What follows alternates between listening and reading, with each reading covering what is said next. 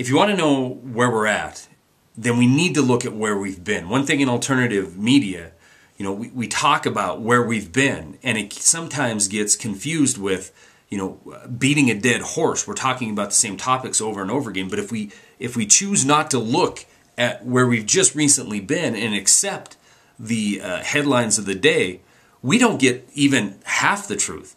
We get a version of truth that is at best propaganda and at worst an outright lie. But the fact is, we need to keep reminding people where we've recently just been and where we're going.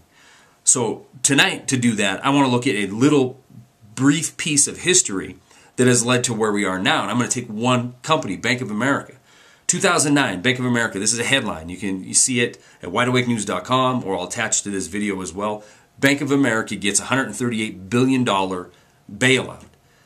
April 2010, Bank of America expects to foreclose on 300,000 homes in that year. July 2010, first quarter profits for Bank of America soar to $3 billion. Fast forward to today, 2011, June, and we see that Bank of America pays an $8.5 billion penalty for their mortgage-backed security problems, to get rid of them, to make them go away. $8.5 billion, slightly over 6% of that initial bailout.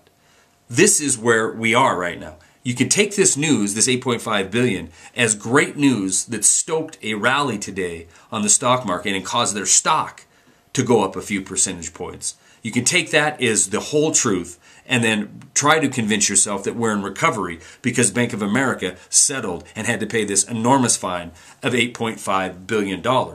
Or you can look at the effect that Bank of America's recent history has had on not only the American people, but the people around the globe. If we look at it in the broader picture, we see that the $138 billion bailout that led to 300,000 homes being foreclosed on 1 year, that led to record profits in the first quarter of 2010, now leads to a slap on the wrist tantamount to slightly more than 6% of their initial bailout. And what have we received around planet Earth? What have we received in this country? Certainly not a healthy, vigorous economy.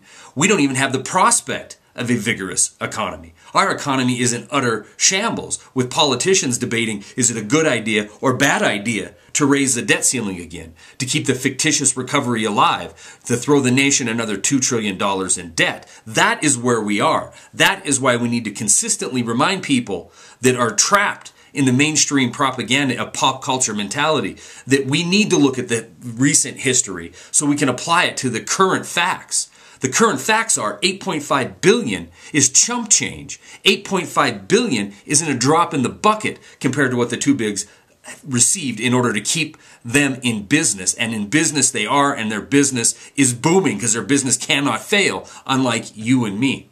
Now, if we look where we're going, take a look at Greece, day number 2 of bloody protest and violence. Why? Because the spineless, gutless political elite class over there has decided to go ahead and implement austerity on the weakest, most poor segment of that society, cutting another 20% of the workforce, the public workforce, increasing their taxes, and the most egregious offense that I've seen to date, giving $71 billion of their infrastructure to private business, privatizing it so they can have guaranteed profits in perpetuity. The idea that the 100 billion euro or 40 billion euro principal amount is important is an utter joke. They will get paid on this thing now forever. They will get infrastructure. They will take what is public good and make it their very own. That is the trajectory we are on in this country, and we need to keep in mind history and compare it to the facts of now so we can know what's coming down the road, so we can continue to try to wake people up. Stories are attached. That's all I got.